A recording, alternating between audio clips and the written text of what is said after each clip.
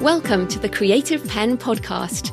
I'm Joanna Penn, thriller author and creative entrepreneur, bringing you interviews, inspiration, and information on writing, publishing options, and marketing ideas for your book. You can find the episode show notes, your free author blueprint, and lots more information at thecreativepenn.com. And that's pen with a double N. And here's the show. Hello creatives, I'm Joanna Penn, and this is episode number 714 of the podcast, and it is Sunday the 17th of September 2023 as I record this. In today's show, I'm sharing my lessons learned from 12 years as an author entrepreneur, which I've done every year, sometimes just an article and sometimes audio, since 2008 when I left my consulting job. You can find my timeline at thecreativepenn.com/timeline with my lessons learned from each year, as well as various other things along the way. And if you do want to go full time at some point, it might help, since our challenges often follow similar paths. So the challenges I faced in year one are often the challenges that other people face in year one.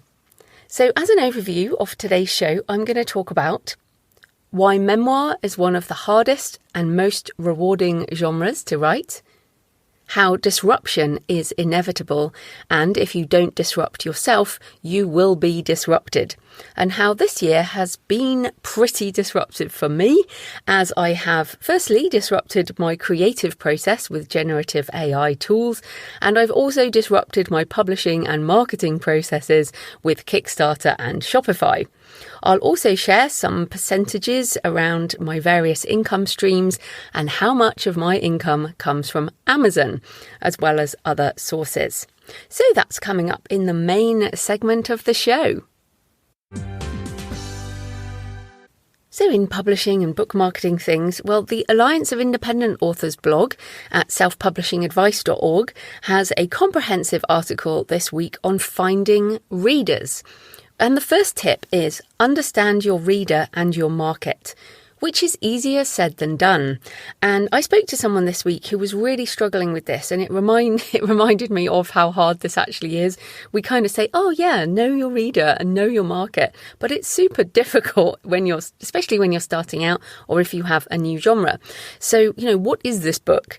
What genre is it? Who might be interested in it? And I thought I'd just reiterate the tips I gave this person because it's so important. If you want to get a traditional publishing deal, or if you want to self-publish, you have to do this. And it comes back to comps, or comparison books.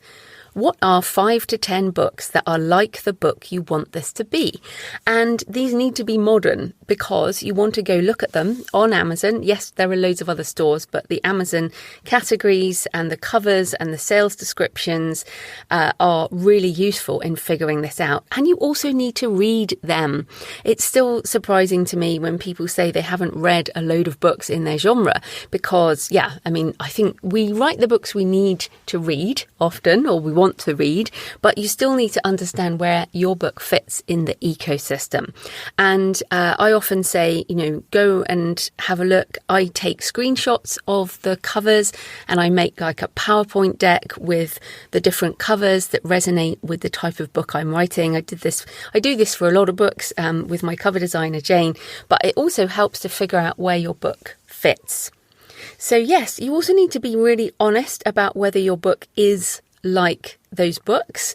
Often we are doing this with a sort of ideal in mind, but you have to really look at it and go, okay, is my book really like that book?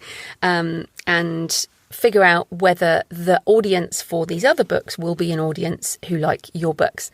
You also have to switch your head around. That's how I explain it. So you're the author. Think about the sort of two heads looking at each other. They are looking in opposite directions, and it's really hard to do. I understand that. I still find it difficult. So as the author, you're kind of there and you're doing your creative thing and you love your book. And then what you have to do when you're trying to figure out this market question, understand the reader and your market, is almost turn 180 degrees and become a different person. You have to become the reader, because someone who doesn't care about you at all is going to see your cover, read your title, hopefully read your sales description, and then either click to sample it or click away. And we talk about this a lot, but I do remember when I talked to this person this week, I remembered how hard this is. And yeah, something has to attract the potential reader. And I am finding that my memoir, Pilgrimage, is doing this really well, which I'm truly grateful for. You know whether or not you want this book very fast. And if you're, I mean, obviously you are listening to this, you're in my audience, you either have probably bought Pilgrimage already or at least you know about it. And if you haven't bought it, it's because you think, I don't want a book on pilgrimage. And what's so great about keywords on nonfiction, I mean, this is a memoir. And what's so interesting is originally this book was called Untethered, and it is a book of my heart. It is kind of half memoir, half travel writing. And I didn't write it to be keyword specific, but when I was trying to look at it from a marketing perspective, I knew, for example, that I wanted solo walking in the subtitle. So it is, but I thought I wanted sort of untethered in the first bit, but then pilgrimage is what it really is about walking 3 ancient ways. And so calling it pilgrimage has made it so much easier to market. And something for you to think about when you are considering how to do your book. And obviously that's a non-fiction example, but it's the same for me as a fiction reader. If I see a book title, I mean, my book titles are a classic, I mean, because it's the type of book I buy. Crypt of Bone, which is my second novel, End of Days, Valley of Dry Bones. Any title that to me resonates with language that implies religion is something I'm going to buy. And I think when I was reading this article on the Alliance of Independent Authors blog, I just had this realization of how difficult these tips are. So don't worry if you're finding this hard. This is hard. Some of the other tips include deliver on reader expectations, speak to your readers through trusted voices, which includes influencers, podcasts, that kind of thing. Drive traffic to your books in various ways and stay informed, experiment and adapt to new methods.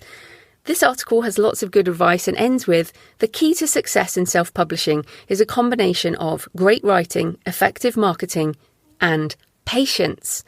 And I know this is easier said than done, but as I guess I'm talking about in my 12-year full-time episode, and I've been doing for years now, it's just a case of taking little steps each week, writing a bit, learning something new, implementing it, repeating that, and importantly, enjoying the journey, because what is the point otherwise? And a lot of people who leave the writing industry, it's because they're not enjoying it anymore. And I think that's super important as to making sure you can do this long term. You can do these sort of surge efforts. So, for example, coming up to my next Kickstarter, there's a surge of effort. But if you're not enjoying most of the time, then, maybe do something else. But yes, I thought I'd mention this today, this sort of switching your head around, because many of the tips are easier said than done, and revisiting this on every occasion, on every book we write, is so important. So links in the show notes. So in personal news, I got my main edits back on Writing the Shadow. Thankfully, they weren't significant, which I knew because I've written a lot of books now. And also my second full edit, my own self-edit, was pretty significant. I mean, I really did do a lot of work in those personal edits, those self-edits before sending to Kristen. But also Kristen acts as a first reader for me. And I think this is how many of us develop a relationship with an editor over time, where we trust them as a sort of first reader and a sense check, especially when a book is a bit different. And I asked Kristen, I was like, okay, I need you to, she does little notes and things with responses to stuff. And I'm like, look, you need to tell me if I'm going to destroy my reputation with all the personal stuff in it. And she said, I won't. So that's good. So you're lucky for me. I will be publishing this book, which is good. It is back with her for final proofreading. And this week I will be doing a lot of finishing energy stuff. I'll be doing the ebook, formatting the ebook and sending it out to some various people who I'm going to be on some podcasts in October. We did a prototype, so I'm just waiting for that to arrive. But there is a prototype of the hardback with a sort of 90% version of the book with the foil and the ribbon, so I can do promotion pictures for the Kickstarter, but also get the final costing and the shipping, which is so important for doing a Kickstarter. And that edition, so it's a hardback, it's going to have gold foil on the cover, ribbon, a black ribbon, and also will be signed. That will only be in the Kickstarter. So there will obviously be other editions out on my store and on the other stores later on, but this one will only be in the Kickstarter. So if you're interested, sign up at thecreativepen.com/shadowbook, and that is the pre-launch page. And I've mentioned before, but this is such an important part of the Kickstarter process. Also, I am having a much needed break, which I'm very happy about. We are having a walking holiday in the Norwegian fjords. And this will be my sort of, I guess since finishing my pilgrimage, doing my Camino last year, I haven't done a really massive walk. I mean, this isn't necessarily a massive walk, but it is multi-day walking, somewhere new, active relaxation. And that's what I need, because if I'm anywhere near a desk, I'm going to work. So yeah, looking forward to that. I will post pictures on Instagram and Facebook at JFPennAuthor if you want to check out where I am. And yeah, really looking forward to that. So thanks for your emails and comments. Carrie Sutcliffe 265 said on Joanne's interview about audio drama on YouTube, "Yes, this is the episode I've been waiting for. My husband and I are narrators and new authors in the hopes of writing our own audio drama that are the voices we want to record. This is a gem. Thank you so much." That's brilliant, Carrie. I think that's so good. I actually met someone last week who is an actor, and I said that she was talking about various things, and I said, oh, she had a lovely voice, and I said, have you considered being a narrator? And what I think you and your husband are doing, which is writing your own IP and then also performing it, this is brilliant. This is the best idea. So yeah, great, all the best with that. And Ian said on Holger's interview, "I really enjoyed this episode. Holger talked about a lot of things I can relate to," which was fantastic. And on X, Centromica Kakuri said, "I loved hearing about the background and the technical aspects of audio drama of Everyone's Happy, how it came together, and advice for audio drama creation and promotion." Fantastic. So you can leave a comment on the podcast show notes at thecreativepen.com or on the YouTube channel, or you can message me on X at thecreativepen, which is once again my main social media platform, or I'm not really on anything much, or email me. Send me pictures of where you're listening, Joanna at thecreativepen.com. I love to hear from you. It makes this more of a conversation. So this episode is sponsored by ProWritingAid, because however you choose to publish, whether you go direct to readers or you self-publish or you want a traditional deal, you need to make your book the best it can be. So ProWritingAid is one of my absolute must-use tools in my writing process. I should say that I used to use Grammarly and I moved to ProWritingAid. And years ago now, obviously, but I wanted to mention that. I used ProWritingAid recently, obviously, for writing The Shadow. So essentially, I open ProWritingAid on my computer, then open my Scrivener project within it, and I work through each chapter, which I find more manageable than doing a whole document. It suggests improvements, and I don't accept all the changes, of course, but it helps me find lots of problems or ways to simplify or just different words. And of course, it integrates with all the writing software, Word and Docs and everything. ProWritingAid knows all the rules of editing and helps you apply them. And of course, you can choose not to make the changes as you like. I should also say you can save a style guide as well. So if you have a style guide for a series, you can save that and apply those types of changes. It helps with making your writing more active, find repeated words, find words you could improve, looks at sentence structure, grammar and punctuation issues, as well as typos, spacing problems and more. And essentially, I do this before I print my first draft, then I do my hand edits, put them back into Scrivener, then I run ProWritingAid over it again, again do a hand edit, then put the changes back. And again, I ran it before sending it to Kristen, because won't an editor do all this? Couldn't Kristen have just done all those changes for me? Well, yes, they can, but I would much rather pay my editor to fix the things that software can't and to address the manuscript on a much higher level. If an editor has to check loads of tiny things, they are not going to be able to appreciate your manuscript as a whole, which is what I want from my editor. And as brilliant as ProWritingAid is, it can't read that whole manuscript and comment on bigger issues like character development, inconsistencies, or plot holes. So I use ProWritingAid as my essential editing tool before sending to my human editor. So you can check out the free edition or get 25% off the premium edition by using my link, prowritingaid.com/Joanna, Joanna. That's prowritingaid.com/Joanna. So this type of corporate sponsorship pays for the hosting, transcription and editing, but my time is sponsored by my patrons. And they especially support the in-between-isos on AI and other futurist topics. And if you are a patron, I have sent out the Q&A for this month, so you would have got that. And if you join the Patreon, you also get all the backlist of the Q&As and also videos on Midjourney, on Claude 100K, which I've been using lots for actually now. And I'm especially grateful to patrons who have been supporting for years and for months. You're all amazing. And thanks to new and returning patrons this week: Mark Nolan, JM, Eileen Amosa, Diana Townsend, Leah Little, Dr. Catherine Forte, Ed James. Hi Ed. Ed's been on the show talking about crime fiction. Christopher Eden, Tara Marlowe and Devora Gray. I really appreciate all your support. It demonstrates that you find the show useful and want it to continue, which, it means a lot, financially and emotionally. So yes, if you join the Patreon, you can get all the backlist Q&As, and also we're having a meetup at 20 Books Vegas if you're going to be there.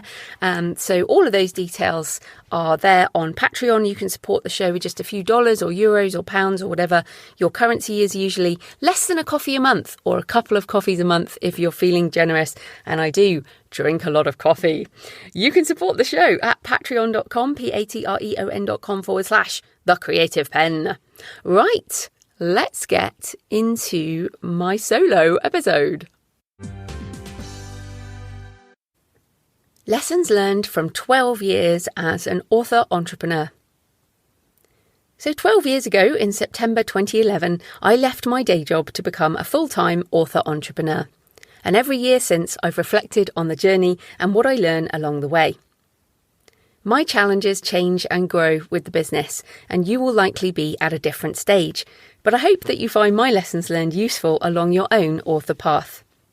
You can read and listen to many of my lessons learned from previous years on my timeline, thecreativepen.com/timeline. And remember, just like everyone else, I started out by writing my first book with no audience, no idea what I was doing, no email list, no podcast, no income in 2006. And then it took me 5 years to go full time in 2011. So, and I've been doing these kind of lessons learned since. With time and persistence, lots of things are possible. So lesson 1, memoir is one of the hardest and most rewarding genres. I've been flirting with the idea of writing memoir for years. I've done many interviews on it, lots of them on the podcast, and I have reams of more personal writing in my journals and also in various draft Scrivener projects. I've shared personal anecdotes in all of my non-fiction books, but the closest I've come before to memoir-ish writing is The Successful Author Mindset, which is a very personal book in many ways. But Pilgrimage, Lessons Learned from Solo Walking 3 Ancient Ways, is my first true memoir, combined with some practical lessons for solo walking and tips for tackling multi-day pilgrimage walks. That book was years in the making, and the draft, the big first draft, was around 100,000 words, and I cut over 50% of it in the end, as I discussed more with Marion Roach-Smith in a recent interview that you can go back and listen to. I was so scared of publishing it. Fear of failure, fear of judgment. I was scared of being seen. I was I was scared no one was going to buy it, and, I'd take a hit to my reputation as someone who can sell books. It didn't fit with either of my brands and my existing body of work. When I was about to hit launch on that Kickstarter, I was terrified. My heart was hammering. I hadn't felt that nervous and terrified really for a very long time in terms of my writing.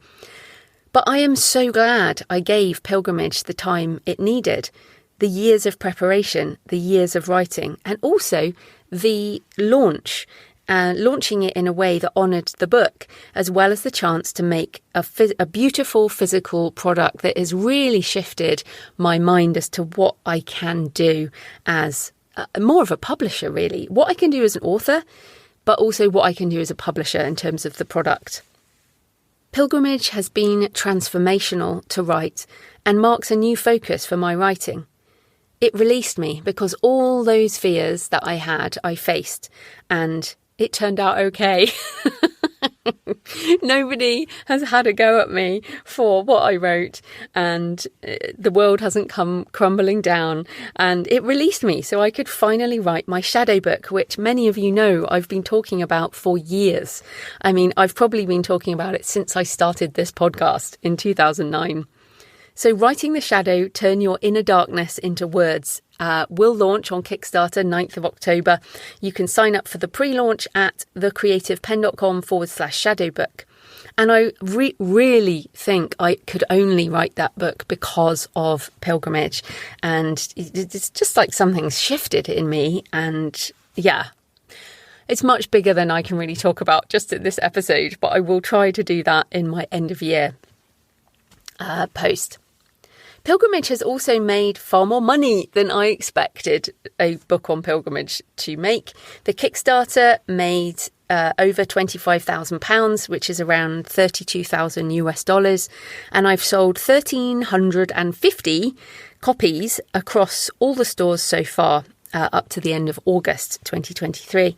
And it's an evergreen book, so that's just the beginning. I expected it to sort of sell regularly every month because pilgrimage is something that I know, and there's a chapter in the book, when you feel the call, you do feel a call to pilgrimage. That is what happens. And when you feel a call to pilgrimage, you start buying books on pilgrimage. Sometimes that call will happen over decades, like it did for me. I first felt a desire to go on pilgrimage when I was about 18 or 19, and it took until I was in my 40s to start doing it. So yeah, I think the book will keep selling because it tackles an evergreen topic. And the special hardback with colour photos is selling well direct from jfpennbooks.com. And essentially, I've just got some auto meta ads on it. So essentially, you upload some pictures. It's a not generative, it's like a dynamic creative. You upload a number of images, you upload a number of texts, and then all I put on it was UK and I think I put over 40s. UK over 40s, and just set it running with a budget, and it's selling every day direct to my store, which is just fantastic. It's finding people. One of the benefits of selling direct, of course, with advertising is you can optimize on conversions. So it just gets better and better as the algorithm learns the type of people who want to buy a book on pilgrimage. So I'm pretty excited about that. And I'm thinking of expanding those ads out over time, something I will be thinking about next year. Okay, so writing this memoir has been rewarding creatively, emotionally, and also financially. So if you have a book of your heart, a book you know only you can write, whatever the genre, please make the time to write it. There's too much of an obsession with speed in the indie author community, but memoir is something that can take a very long time to write. I feel like parts of the book, parts of Pilgrimage, I've been writing for decades, like I said, and I had to make the time. And yes, I'm going through the whole midlife fun, but you never know how it will turn out. So wherever you are in your life, if there is a book of your heart, if you are called to write something, then please write it. And I know it will be difficult, but hey, important things are difficult and they take time. So yes, that's my first lesson, which is finally doing the memoir has been really important for me. Lesson 2. Disruption is inevitable. If you don't disrupt yourself, you will be disrupted.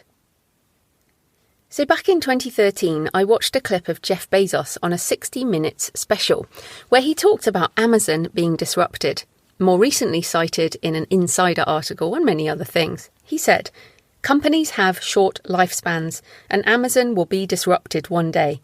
I don't worry about it because I know it's inevitable." And I think actually Jeff Bezos probably disrupted Amazon himself by putting Andy Jassy in, who headed up AWS, the Amazon Web Services, the tech side of Amazon. And it has become quite a different company since Jeff Bezos ran it. But I took note of Jeff's words back then. So that's a decade ago when he said that. And I took note of it because I'm always thinking ahead, sometimes years into the future and preparing for what might come. And I'm so glad...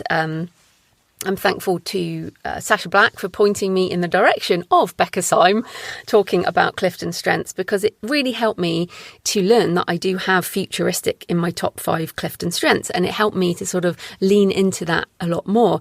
And I didn't realise that it was unusual to play out scenarios in your head as to how things go in the future. And it's also, I'm just going off script here, but it's helped me in my marriage with Jonathan, because he isn't like that. He doesn't, when he says something about maybe, let's do this, I immediately work out ways to achieve that.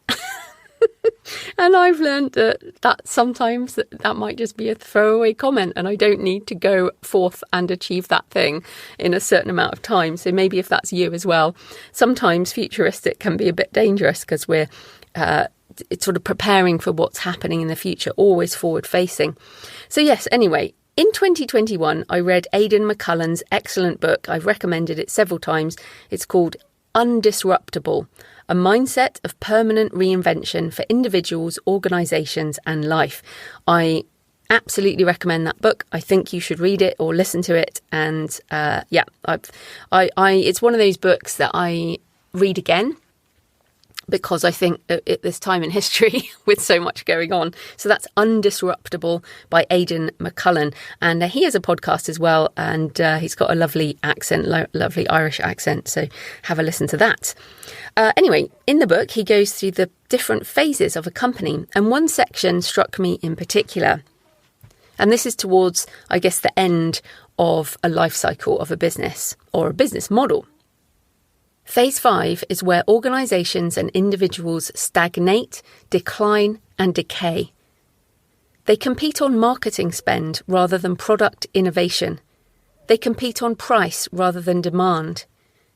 They facilitate price cuts through job automation, optimisation and Me Too propositions, where their products become generic. When threatened by startups and competitors, they resort to regulation and litigation rather than creativity and reinvention.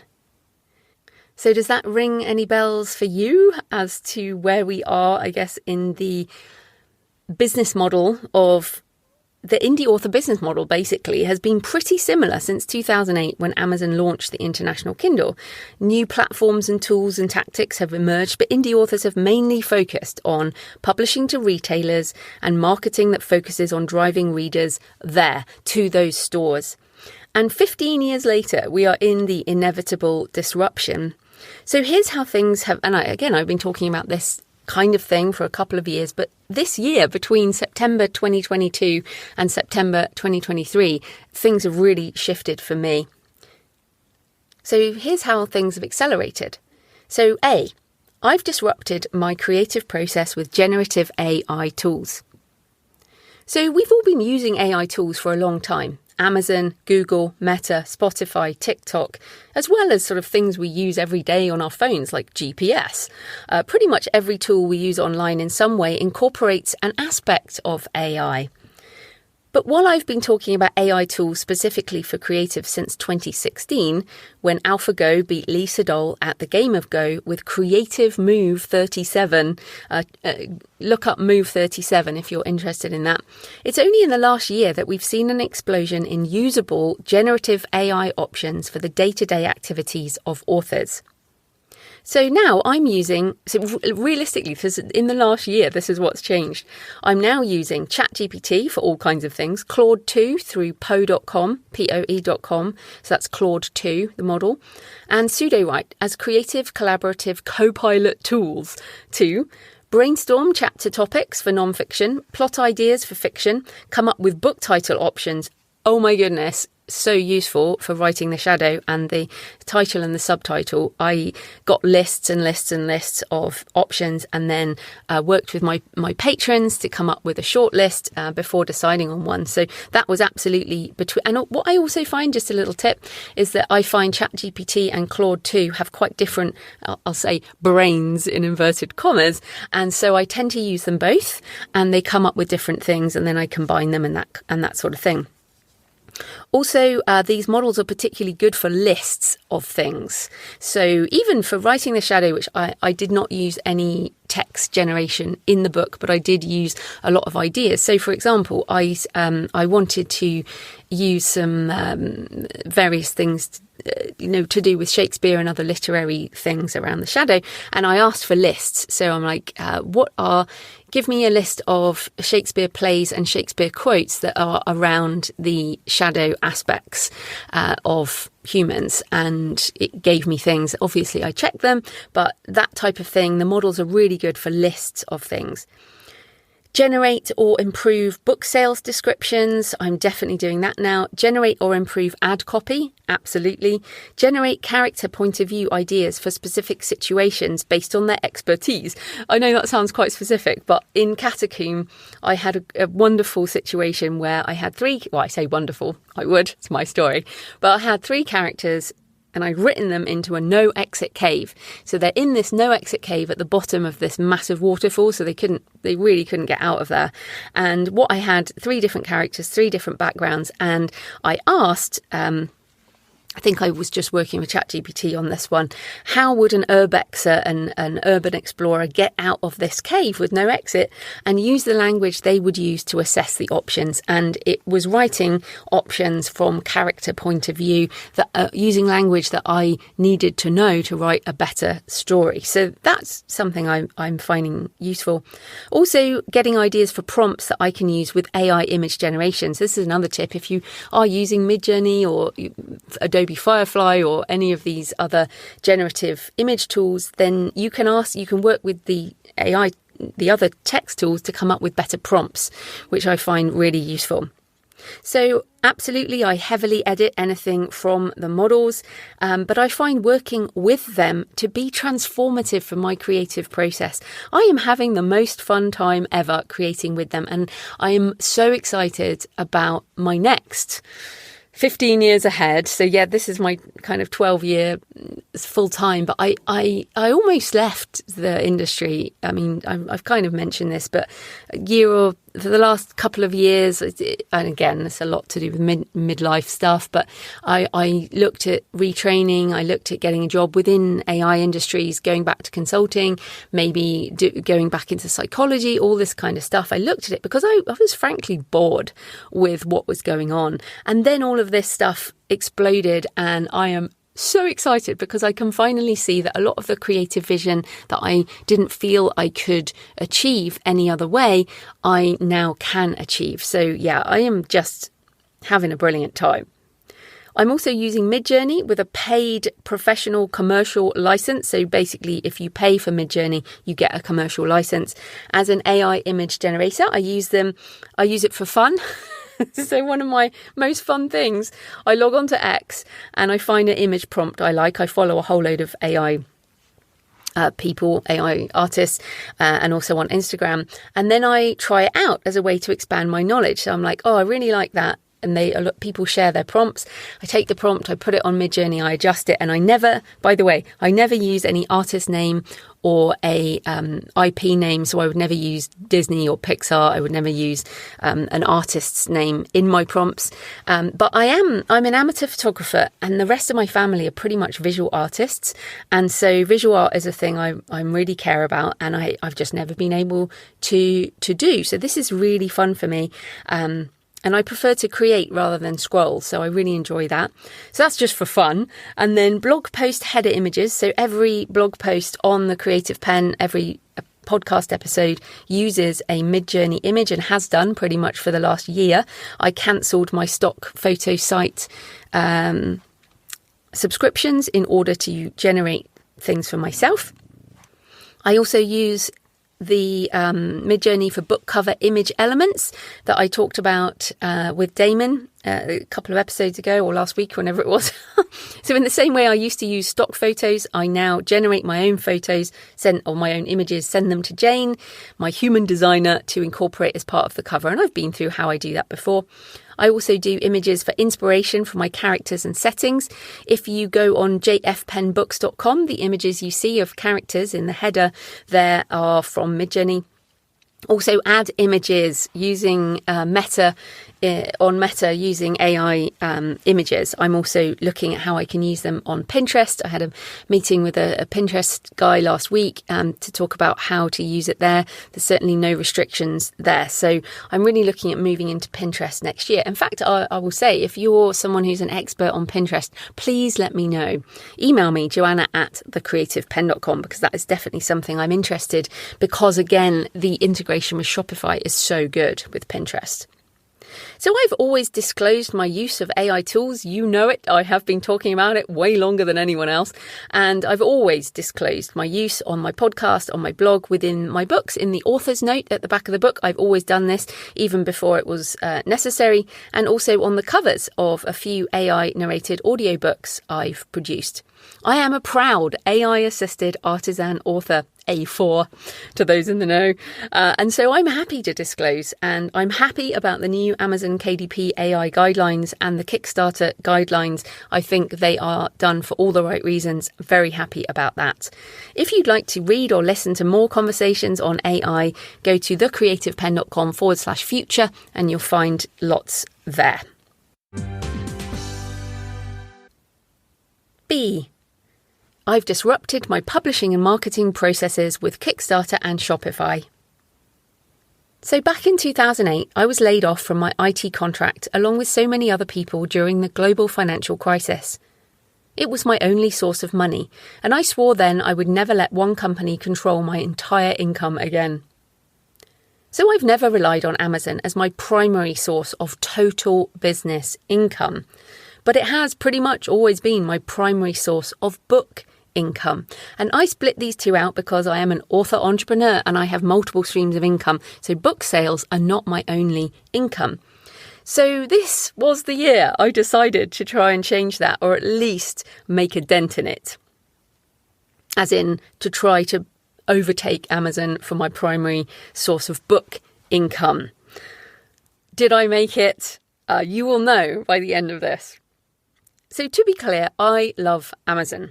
I'm a shareholder. I hold shares of Amazon. I'm also a happy customer. I've also been publishing on KDP since 2008 and intend to continue. My books are still on Amazon in every format, every standard format, not the special ones, and will continue to be, but it won't be my primary focus. In last year's lessons, I started talking about my slow pivot to what may well be the next business model. Direct to consumer first and then wide publishing on the other platforms. So I've taken that a lot further since then with two more big moves. So my first Kickstarter, and I see many more in my future, but the first one for Pilgrimage, which was in February 2023. Pilgrimage, Lessons Learned from Solo Walking 3 Ancient Ways. As I mentioned, it raised over £25,000, around $32,000, gave me the opportunity to create a beautiful hardback book with full colour photos. And I did a whole episode on my lessons learned from the Kickstarter. So if you want to do a Kickstarter, please go through those lessons learned because they helped me a lot. And what I'm actually finding with the second one already is that there's a lot of effort in learning a new platform, but once you've done it, it becomes much easier the next time. And I am finding that this time, although obviously I haven't launched Writing the Shadow. So I'm really proud of the book, as I mentioned, and I'm looking forward to working with bookvault.app to create more beautiful books in the future. You can sign up for Writing the Shadow at thecreativepenn.com/shadow book. And the other thing I did was I built jfpennbooks.com as a fiction first store. So now I have two stores. I have jfpennbooks.com and I have creativepenbooks.com. So why I split the stores is really I wanted to give a different experience to my different set of customers. You can also only link one email service per brand, and I have had two email. I use ConvertKit for both, but I have two accounts. And so I pretty much separate these two brands quite a lot already. And I love JF Penn Books. It feels completely different to Creative Penn Books. You can have a look yourself. And so I built that. That was a pretty big project in itself. And this separation has also made it much more easy to use the increasingly AI-powered marketing options through Meta and other stores, which find new customers based on conversion. So basically, and I mentioned this a bit before around you don't need to set such detailed targets. You give it a budget, a goal of conversion, and set it running. And when you can manage conversion, which remember, conversion is like someone who actually buys something. You can't measure that on pay-per-click ads with Amazon because someone might click but then not buy. But with the Meta integration, you can run conversion ads. So I think this is super interesting, and it's certainly working for Pilgrimage, and just doing experiments on the fiction, which I'll talk about probably in the end of the year thing. So have I been successful in this refocus? Okay, so from the 1st of September 2022 to the end of August 2023, so that is 12 months, I made over six figures in pounds in total book sales income. And no, I'm not giving exact figures. This only leads to comparisonitis. Some people will say, oh, she's not making that much compared to someone else. And other people will go, oh my goodness, she's making loads compared to someone else. So that's why I'm not doing the exact figures. But I did make over six figures in book sales income. And the percentages are 55% of that was from Amazon. So yes, Amazon still win. 55% was from Amazon, 45% from other sources. However, I have really only just, and in fact, in the last month, I was paying someone through Reedsy to do my Amazon ads, and I have now cancelled that. So I do have a couple of auto ads running on Amazon ads. I still think Amazon ads are useful for some things. And actually I have an auto ad running on Pilgrimage, again, much easier to run, but I've cancelled a lot of my active Amazon ads. So what that means is 55% of the sales was Amazon, but also the major marketing spend was on Amazon. In the next year, so when I do this next year, I would expect this to shift because I am shifting my marketing spend over to my stores and to some elements to Kickstarter, although I focus more on my existing market with that, so I don't really do ads for that, although I might this time see how that works. But yes, I feel like in the next year I will switch that around, but didn't make it quite this year. So out of the 45% that was other book sales, and I know there are some pie charts on the notes. So if you want to go to the show notes and have a look, the pie charts might be easier. I'm not going to read all the percentages, but the biggest chunk of money, over half of the money, was Kickstarter, followed by Shopify. So between Kickstarter and Shopify were 70% of the rest of the income, followed by Kobo, Findaway Voices, Ingram, Apple, Drafter Digital, Publish Drive, foreign rights licensing in that. But so that's 70% was Kickstarter and Shopify. So I reckon in the next year I'm going to switch that around. Okay, but that is book sales income. What about total business income? So of my total business, Amazon represents 21%, which I am really happy about because I certainly wouldn't want to lose it, and I don't intend to lose it, but it wouldn't destroy my business as much as being laid off in the global financial crisis did. So the other streams of income, and in fact, a equal 21% is this podcast, which I'm pretty happy about, because the money from this podcast comes from hundreds of people, all the patrons, and also the corporate sponsors. So why I like multiple streams of income is it's just much more secure. So every week people leave the Patreon, and every week new patrons appear. And so that represents completely healthy relationship with people coming and going into the community. But of course, that's hundreds of people. I think it's something like 750 people or something on Patreon now. Thank you to all. But that's 750 income streams. Now, they're all small, but together represent a big chunk of money. So yeah, that 21% of total business income from patrons and corporate sponsors of this show. Also, what else is on here? Affiliate income, speaking, and course sales, and other things like YouTube ad income and just random things like that. But yeah, so you can have a look at the multiple streams of income. But yeah, the podcast and affiliate income are still sort of the most significant after book sales. So thanks to all my podcast patrons. And of course, you can join the Patreon, patreon.com/thecreativepen. And I'm doing much more. We're moving to monthly on the Patreon, and I'll be doing much more in the coming year for patrons.